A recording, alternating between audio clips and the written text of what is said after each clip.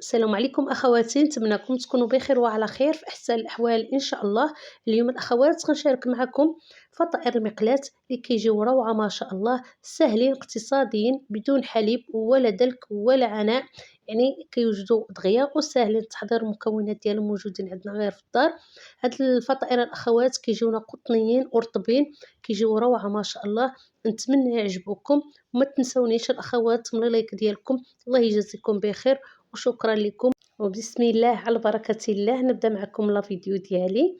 غادي نحتاج في المقادير بيضة كاملة مع واحد الكيس ديال الفاني، قبيصة ديال الملحة لتعديل الذوق، معلقة كبيرة ديال السكر سنيدة، ونخلط هكا مزيان البيض مع داك السكر حتى كتذوب ليا ديك السنيدة مزيان.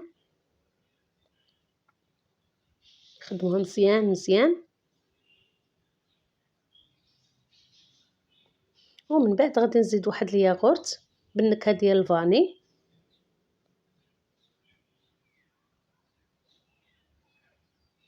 هاد الفطائر الاخوات ناجحين وكيجيونا قطنيين وكيجيو روعه ما شاء الله. الاخوات اقتصاديين كما معوضاكم، ديما كنشارك معكم غير الحاجه اللي هي سهله واقتصاديه.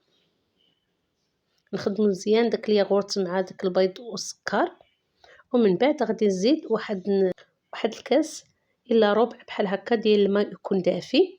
ما نديروش الاخوات بارد من الصنبور حيت دابا الوقت راه بارد، نديروه دافي باش منين نديرو الخميره هكا تطلع لينا الخميره. ونزيد واحد المعلقه كبيره ديال الخميره فوريه، خميره حبيبات صافي. وغنبدا نضيف في الدقيق،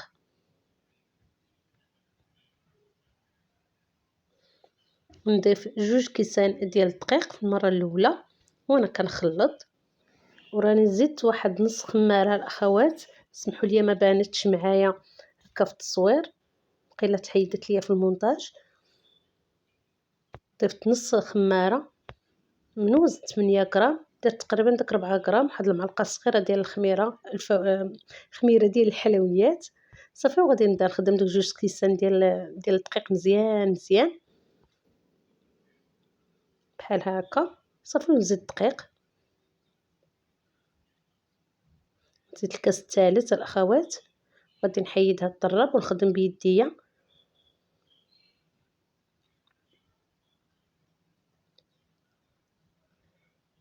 صافي. غنحاول غير ندخل داك الدقيق هكا في الخليط ديالي، ما كندلك ما والو، غير غندخل هكا الدقيق مزيان في الخليط باش كنشوف شحال اللي غادي نزيد ديال الدقيق. ما نقصحوش العجينه ديالنا بزاف، وفي نفس الوقت ما غاديش هكا نضيفوا ليها الدقيق بزاف ونقصحوها ولا نخليوها هكا مطلوقه. هانتوما الاخوات هذا الكاس الرابع غادي نبقى نزيد بشويه تقريبا. غادي نزيد واحد المعلقه كبيره. هنا الاخوات من بعد ما جمعت العجينه ديالي غادي نضيف ليها واحد المعلقه ديال الزبده، تكون هكا في حراره المطبخ باش دغيا كتدخل لينا في العجينه وما كتعذبناش. نحاول ندخلها مزيان في هاد العجينه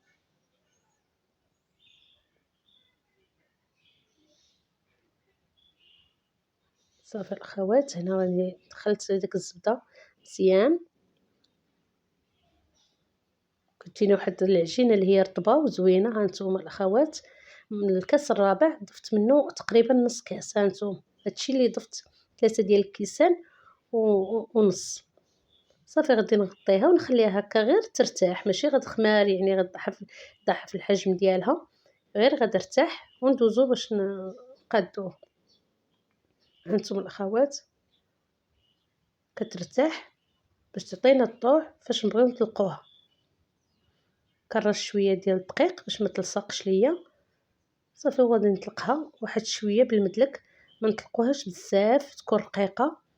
نتوما غتشوفوا الاخوات بحال خصني نخليها، ما نخليهاش هكا رقيقه بزاف باش الفطائر ديالنا كيجيونا هكا مهبرين وكيجيو هكا هشاش من الداخل وكيجيو زوينين. تلقوهاش بزاف، نخلي واحد السمك هكا في العجين باش كيجيونا الفطائر ديالنا زوينين، كيجيو روعه ما شاء الله. كيجيونا هشاش وما كيهزولناش الزيت، واخا كنقليوهم هكا في الزيت راه ما كيهزوش الزيت الاخوات، ما تخافوش منهم. اي قطعه الاخوات عندكم قطعوا. انا قطعت بهذه الصراحه ما زويناش، ما كانتش كتقطع ليا مزيان. نتوما اي قطعه بغيتو تقطعوا بها قطعوا. من بعد كنت كملت غير بالموس، يعني ما كتقطعش مزيان، والجوانب ديالها هكا ماضيين. الا ما رديتش البال راه غادي تذبح يديك. نقص واحد الصباع ماضيه ما زوينه الصراحه. كملت غير بحال هكا الاخوات حتى كملت اللي عندي كامله، وداك الجوانب اللي كيبقاو راه خليتها عاوتاني حتى طلقت واحد شويه، ورجعت طلقتها وقطعتهم. صافي دابا غادي نديرهم في واحد، درتهم في واحد الصينيه اللي كتدخل الفران، ودرت فيها واحد المنديل واستبتم فيها، وغادي نغطيهم ونخليهم حتى يختمروا واحد شويه، عاد نطيبهم.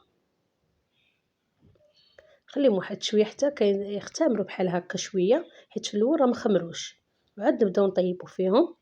هانتوما الاخوات في المقله درت واحد شويه ديال الزيت، وغادي نبدا نطيب في الفطائر ديالي.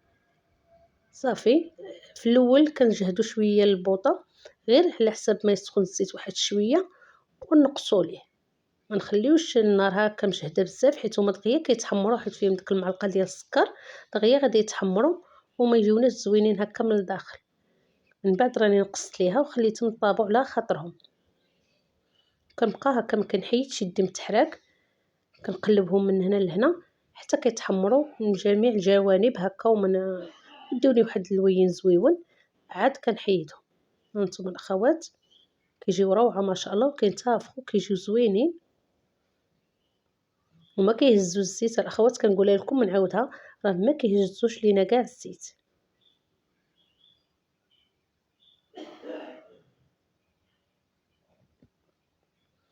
صافي غادي نكمل الاخوات على هاد الطريقه هذه. غادي نقلي الفطائر ديالي كاملين كيف ما كتشاهدوا الاخوات، ما داير الزيت هكا كثيره في المقله، كنبقى نهز هكا بالمعلقه وندير على الوجه ديال الفطائر.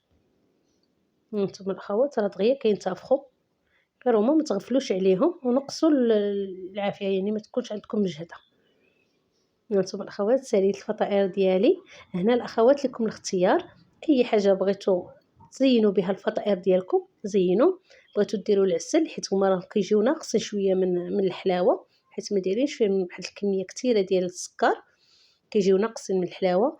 بغيتو ديروا بحال هكا المربى ديال الحلوى، هذا راه حتى هو ناقص في الحلاوه، يعني ما حلوش بزاف. بلاصه المربى ديروا العسل هكا ودوزوهم في اي حاجه بغيتو ديروا الكوك، بغيتو ديروا بحال كيما درت انايا غير الكاوكاو هكا محمر. لكم الاختيار الاخوات، راه كيجيو غزالين ما شاء الله، لا في المنظر ولا هكا في المذاق، راهم كيجيو غزالين ما شاء الله، وكيوجدوا لينا دغيا شي حاجه اللي هي ساهله هكا للكوتي. انا متاكده الا جربتوهم غادي يعجبوكم، ونتمنى اللي عجبو هاد لا فيديو ما ينسانيش واحد لي لايك، واللي اول مره كيزور القناه ديالي يضغط على زر الاشتراك ويفعل الجرس باش يوصلوا كل جديد. وشكرا لكم قدام وجداد، شكرا لكم بزاف بزاف الاخوات، واللي يخطيكم عليا. هانتوما الاخوات من بعد ما ساليتهم هكا بتزيين، درت ليهم المربى والكاوكاو مهرمش ولا الفول السوداني، كل واحد كيفاش كيسميه. زدت لهم واحد الرشيشه خفيفه ديال السكر كلاصي، وانتم لكم الاختيار الاخوات بالنسبه للتزيين. هانتوما شوفوا تبارك الله ما شاء الله كيفاش جاونا الفطائر ديالنا، كيجيو غزالين ما شاء الله، وكيجيونا قطنيين، كيجيو روعه ما شاء الله. انا بصراحه غير التصوير راه ما كيعطينيش حق الفيديوهات، راه كيجي هكا كيجيو بحال اللي بعاد، ولكن هانتوما كنقرب لكم الكاميرا باش يبان لكم كلشي واضح. هانتوما شوفوا تبارك الله من الداخل راه ما فيهمش الزيت، وهكا كيجيو زوينين، هكا كيجيو كما كنقولوا مفشفشين ورطبين وغزالين تبارك الله. نتمنى لكم الخير الاخوات، ما تنساونيش من اللايك ديالكم. الله يجازيكم بخير وشكرا لكم. دمتم في رعايه الله وحفظه. مع السلامه الى فيديو قادم ان شاء الله.